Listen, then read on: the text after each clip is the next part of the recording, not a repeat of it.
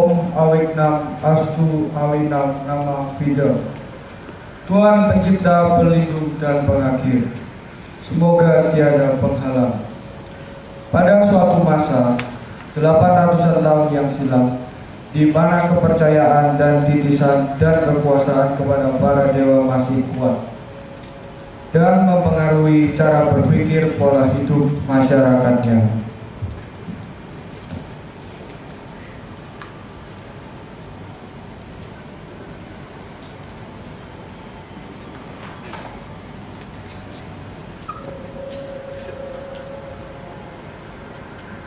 Kendo, dengarlah, aku Dewa Brahma meminta agar kau menjaga benih anak lelaki yang kutitipkan dalam garba rahimmu. Dia calon orang besar di tanah Jawi.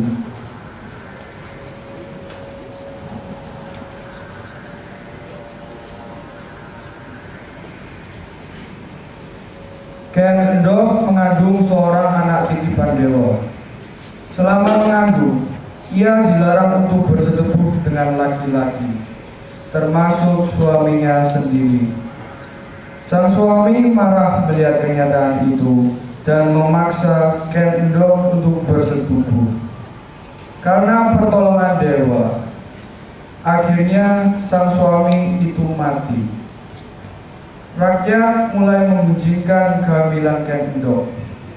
Ken Endok pergi meninggalkan desa, melahirkan bayinya di sebuah perkuburan dan pergi meninggalkan bayinya.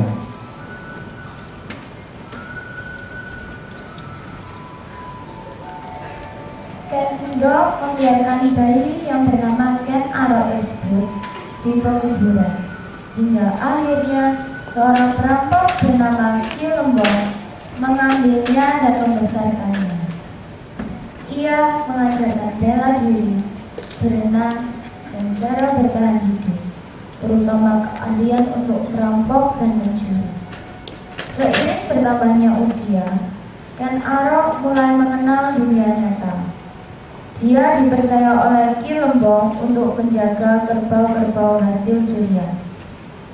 Ketika muda, Ken Arok tergoda untuk bermain judi. Sayangnya, Ken Arok tidak pernah beruntung. Seluruh kerbau Ki Lembong habis menjadi taruhan dalam judi. Ki Lembong mengusir Ken Arok pergi dari rumahnya. Ia bertahan hidup dari hasil mencuri bahkan sampai ia dewasa. Saat ia melewati sebuah desa baru di daerah Pasuruan, ia melihat sebuah perjudian sengit antara dua orang, Bango Samparan dan Wongso Ireng.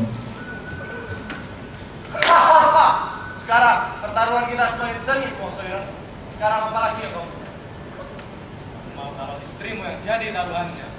Hah? Baiklah, kalau begitu istrimu juga harus menjadi taruhan. Baik. Tunggu. Lebih baik bukan kita yang mengemudi, biar aku pilih orang lain. Hei, aku pilih kamu. Sepertinya kau bukan berasal dari sini. Siapa kamu? Memang benar. Namaku Ken Arok. Baik, kau sudah tahu kan antara main utara sendiri. Bagaimana kalau kita sederhanakan saja permainannya? Akan ada yang memilih warna merah atau putih. Maka setir ini yang akan menentukan siapa pemenangnya. Bagaimana, Tuan? Baik, aku pilih warna merah. Aku pilih warna putih. Baik. Mari kita mulai berjalan. Haha, putih, putih. Aku menang, Wongso Ireng. Siap, sekarang serahkan istrimu padaku. Sudah, Tuan. Cukup. Cukup. Cukup.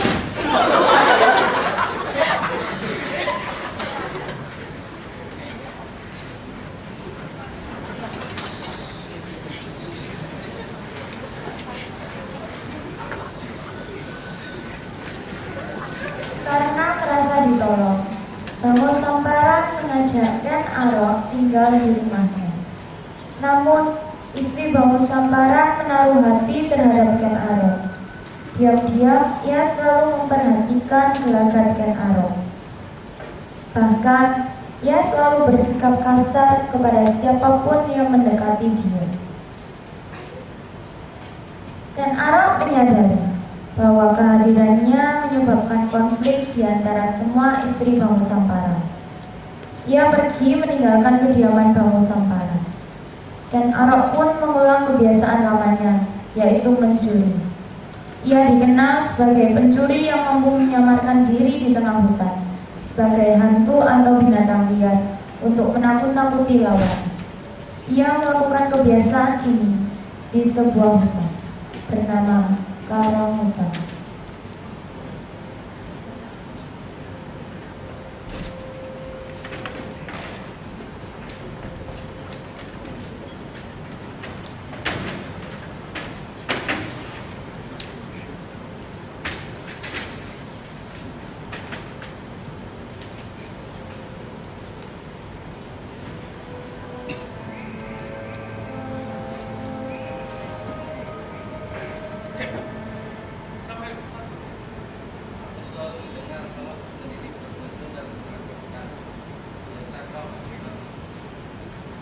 Saja Ken, hutan Karanghutan tidak akan pernah mengganggu orang yang baik dan jujur.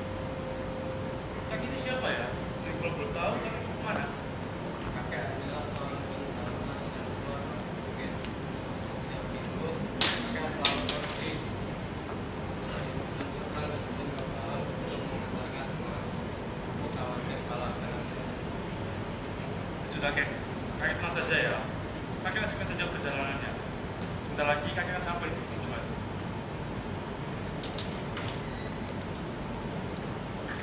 Kakek tenang saja ya. Aku tidak akan pernah mencuri orang yang baik dan jujur.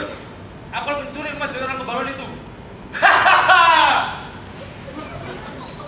Saat malam tiba, Ken Arok sudah sampai di dusun Kebalon. Segera ia tahu kediaman pemesan Empu Balon tadi. Ia menyelinap masuk dan melihat begitu banyak emas tertata rapi di atas meja. Tanpa pikir panjang, Ken Arok merangsek masuk dan mengambil perhiasan tersebut. Perkelahian terjadi antara Ken Arok dan penghuni rumah. Merasa sudah tidak aman, akhirnya Ken Arok berlari keluar.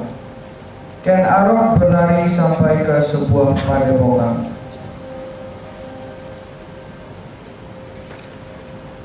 Hari sudah larut malam kan? Sebaiknya kamu istirahat. Tempatnya sangat bagus, Romo. Ya, setelah kamu mau selesai membaca surat tersebut, kembalikan surat tersebut di kamar saya ya. Baik.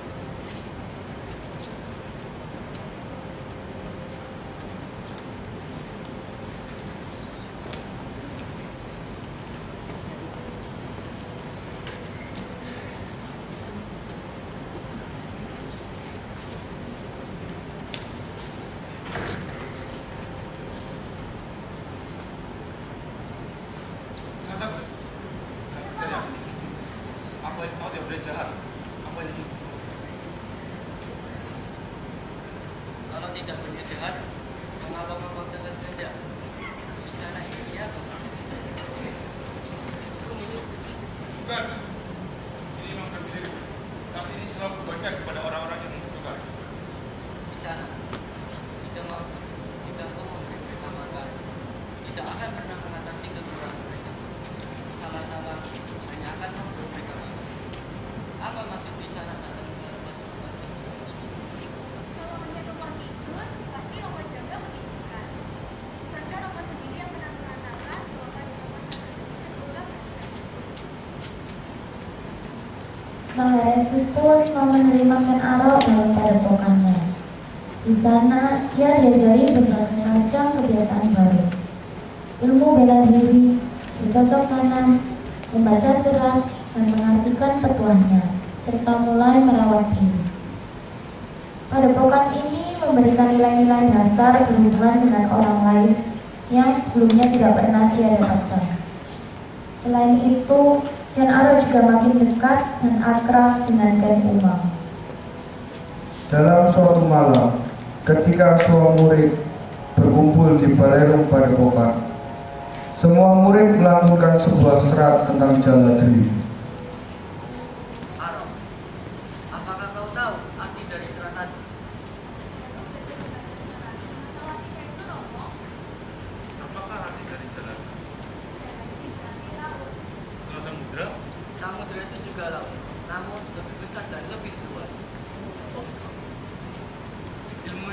berasal dari Sang Hyang Widi.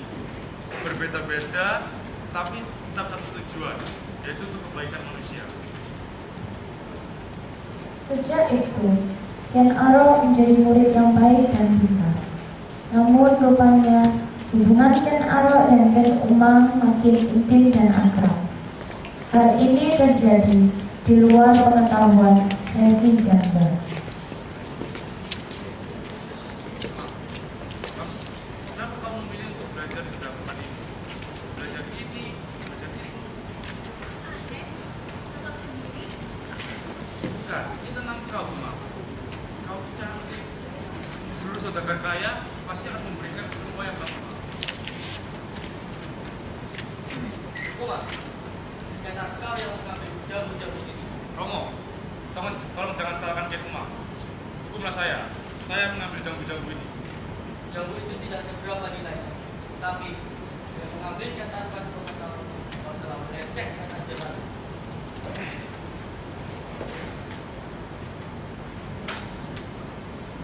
Umar, kau dititipkan orang Solo untuk jadi anak yang baik-baik.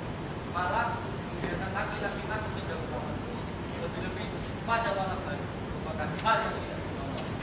Maafkan aku, Romo. Tidak. Besok kau akan pulang ke orang tua.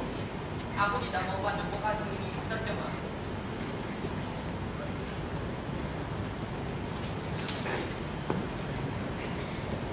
Esoknya, saat Ken Umang keluar dari padepokan dan berjalan menuju rumah orang tuanya,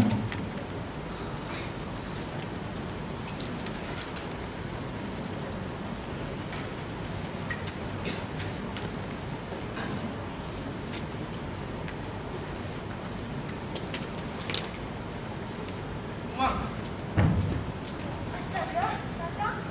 Kira Kakak sebenarnya meninggalkan saja bro. aku udah bisa pergi tanpa kau, Ken Umang.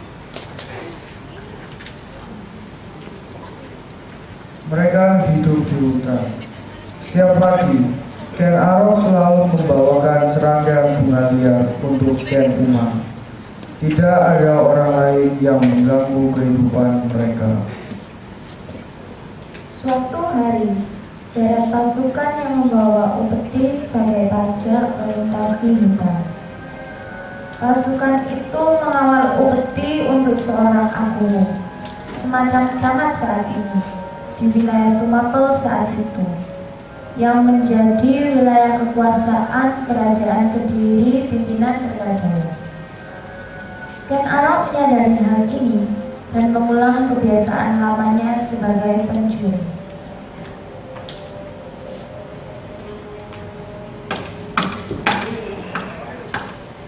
Tangan, kemana kau? Yang lain, cepat sebutkan barisan. Hantu saja aku.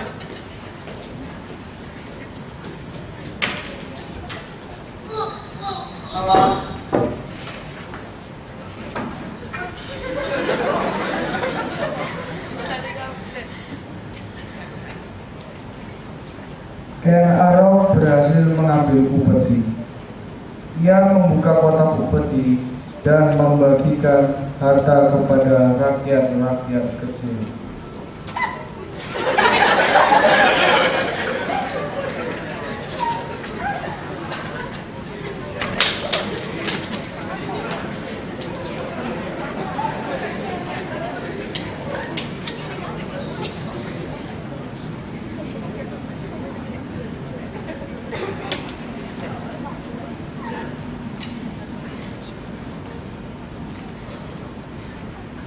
Kakak, kita Kakak biaya salah bertiga. Bersatu. Caramu aneh. Seperti jaga dari jaga. Susah dimengerti. Bukankah itu juga punya arti? Kalau manusia, hidup dengan manusia lain dengan saling berbaik hati. Apakah kau gila, Umang? Bukankah itu begini begitu enak? Bisa melakukan apa saja. Tapi kita Terserah apa yang kita mau. Sadarlah, Umang. Buka matamu.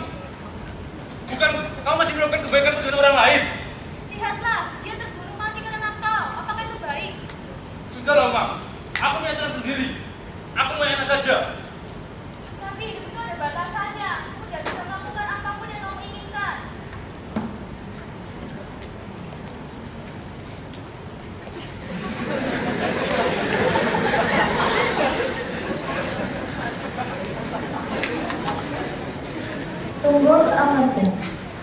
Kuwu Tumapel adalah penguasa yang tegas dan ditakuti rakyatnya.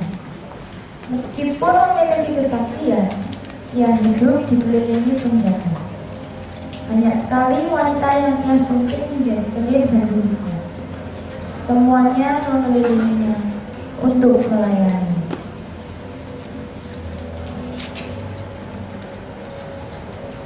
Gusti, upeti jago sudah gagal dari kau.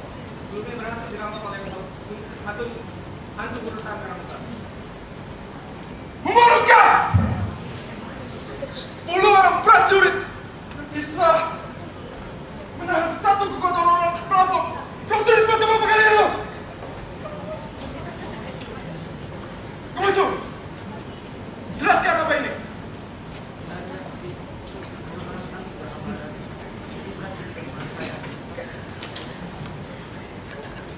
Tuhan! Mau perintahkan untuk mundur bukan?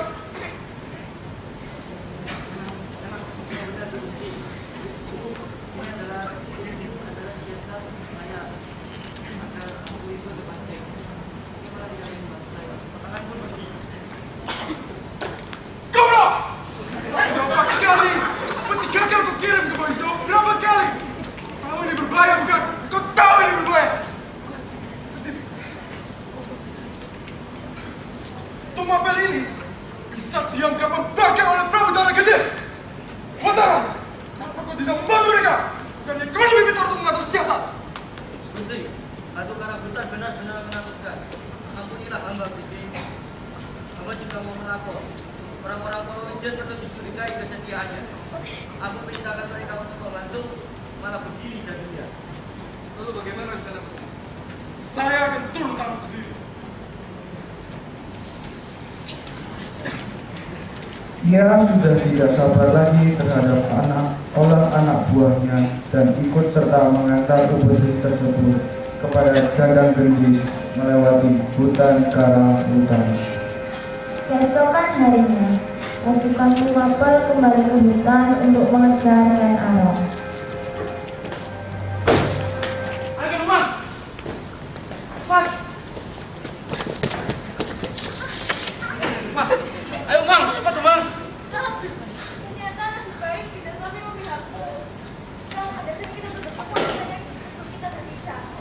Mas. Lari, Kang! Mas, kejar mereka! Itu mereka! Kejar!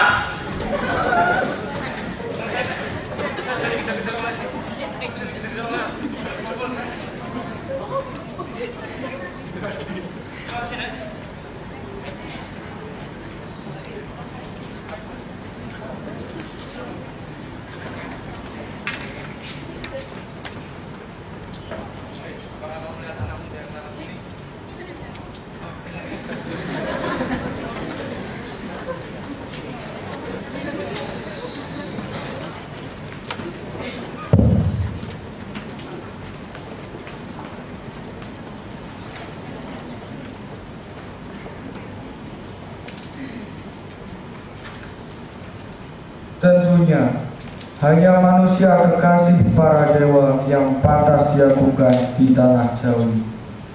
Apakah Dewa Batara sudah menentukan siapa orangnya?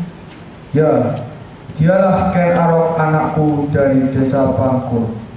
Ken Arok, sudah waktunya kau hentikan semua tindakan yang menyangsarakan orang lain.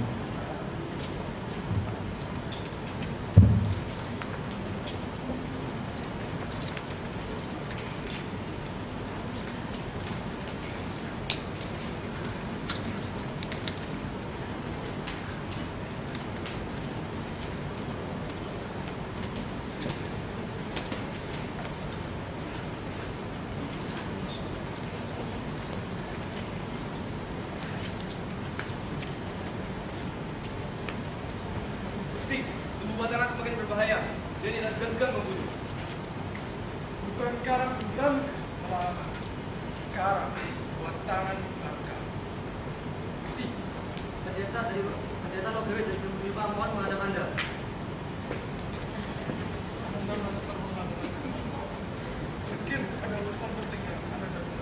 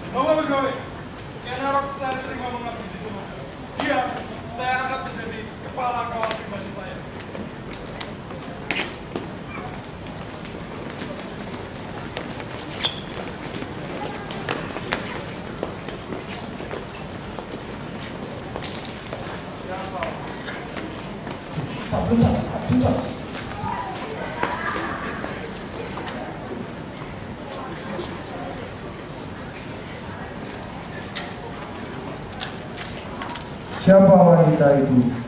Mengapa ia bersinar? Cantik sekali dia. Alangkah bahagianya diriku jika bisa memilikinya.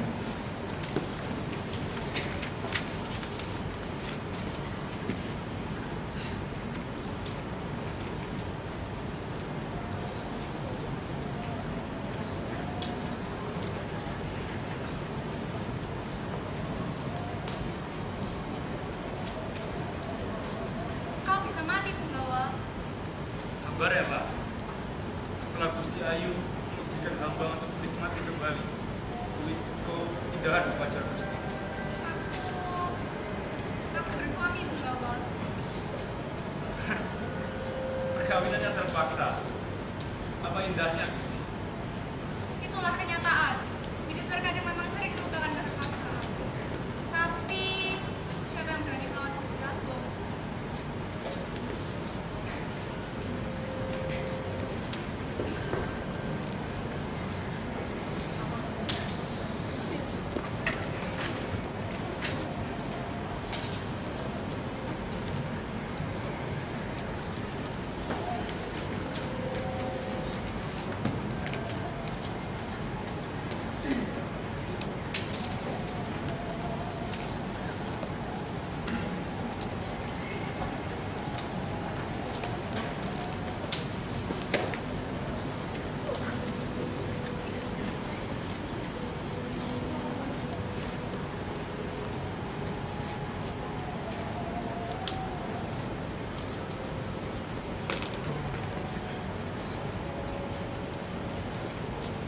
Siapapun lelaki yang bisa mengawini wanita Nareswari, maka untuk mendapat raja yang sah. Nareswari? Iya, wanita yang paling bersinar wanita tadi. Kalau begitu, izinkan hamba untuk mengawininya. Walau harus dengan suaminya. Sekarang, Enano, siapa wanita itu? Ken Dedes, istri tunggal Amatu. Dedes. Situ lah, betul.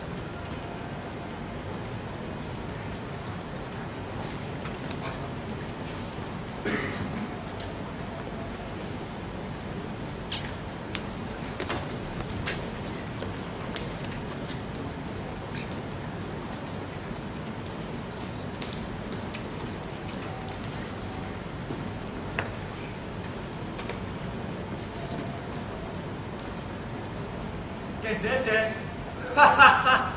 Edan, ternyata kau ingin jadi raja. Dahsyat, dahsyat. Bapak, tolong aku, Bapak. Tolong, carikan jalan keluar, Bapak. Begini anak, tidak peduli kau edan atau tidak. Setelah apabila kau menjadi raja, jangan sampai di penjara.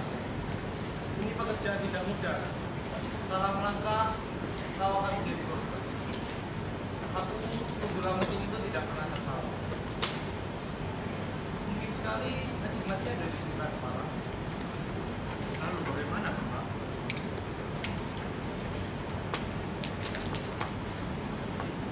Ada ratusan pandai keris di dunia, tapi hanya ada satu yang dapat disebut Gandrik. Kau dapat bertemu mengakutum keris buatan. Baiklah, Bapak. Akan saya coba.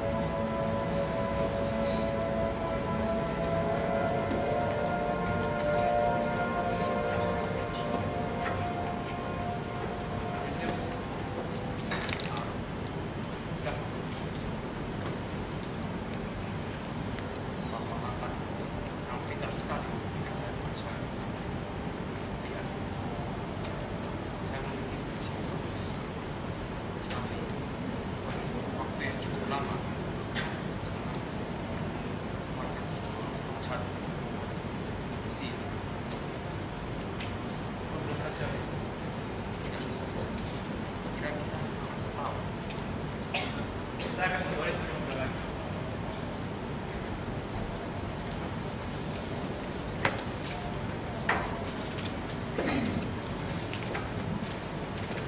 Lima bulan kemudian, Ken Arok kembali mendatangi kediaman Empu Gandul.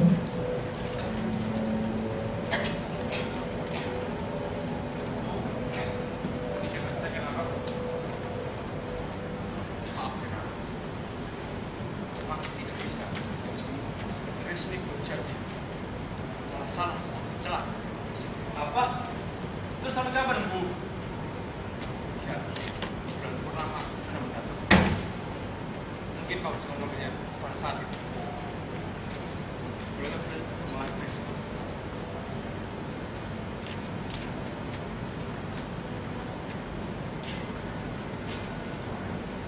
Sangat luar biasa. Arok. Balikan prinsip Arok.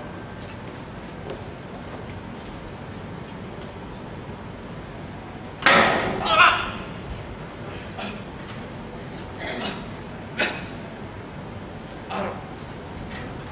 Kau dan 7 keturunanmu akan mati di keris itu, Arok.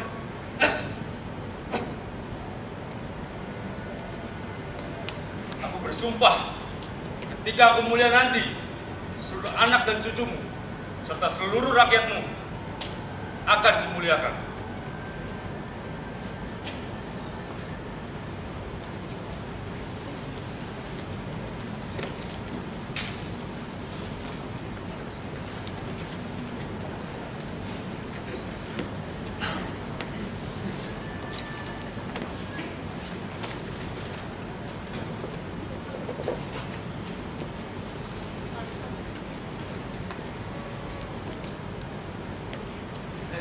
Apa itu? Boleh melihat?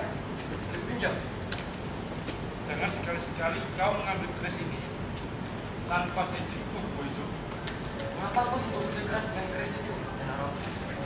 Pesan pamanku, keris yang ini tidak boleh lepas dari pingganku. Sekalipun urusan itu. Kalau begitu, begini saja. Bagaimana kalau kutukar dengan ini? Nah,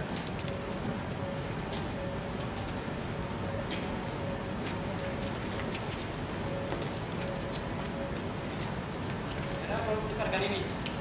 Seluruh hartaku saat mengabdi di Tumaga. Bagaimana? Cukup pinjamkan aku selama 1 tahun saja. Dan bilang kalau itu milikku. Sebentar jalan mas ini, kau tidak membutuhkannya. Kau boleh menggabung hidupku saja. Kalau begitu, itu sajalah di sini, Ken Arok. Tadi pinjamkan aku keris itu. Sudahlah, Boijo. Biar aku pikir-pikir dulu. Ken Arok, bagaimana kalau kau besok ikut aku ke Dahal? Kamu ini kau sudah maunya. Ya sudahlah, aku pinjamkan kamu keris ini. Tapi ingat satu pesan, jangan sampai keris ini lepas dari pinggang.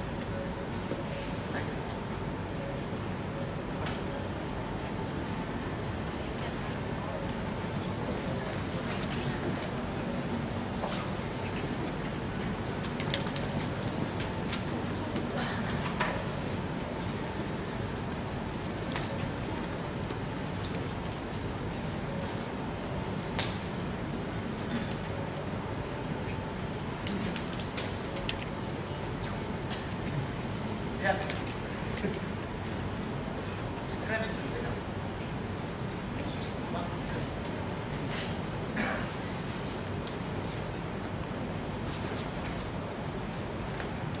Itu keris Cilik Gusti. Bahkan belum jadi. Masih banyak orang jahat. Gila, ini bukan keris sembarangan. Jangan kau dipakai untuk membunuh.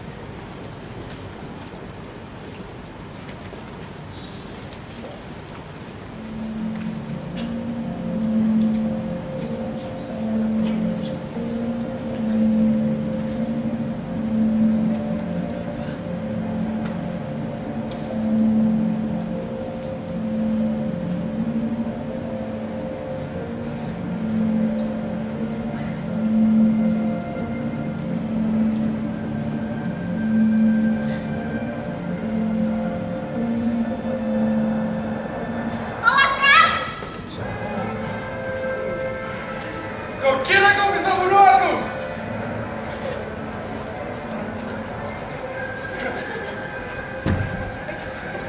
Sudahlah, kira saja.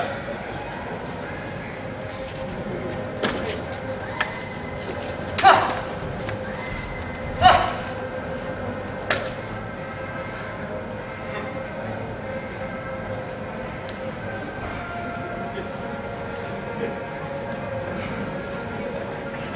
Aku menuntung!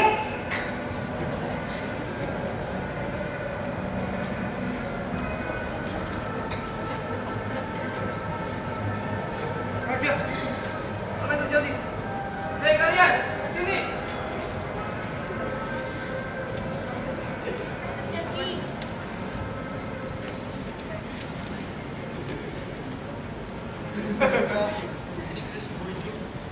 Iya, benar itu. Tangkap Bobo Hijau.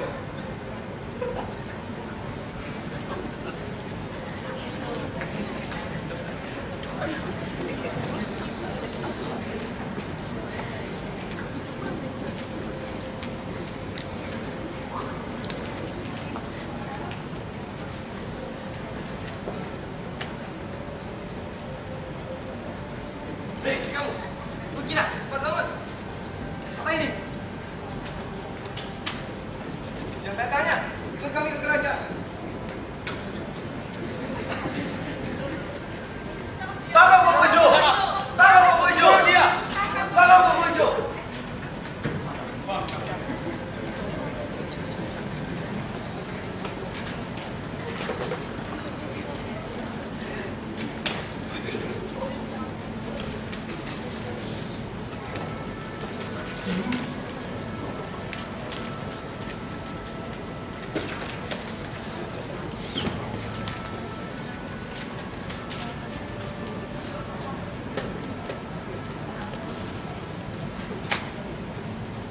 Cepat ikut kami ke kerajaan.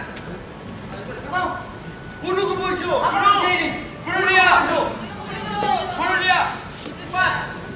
Jangan keris ini kau akan membunuh raja. Mati kamu!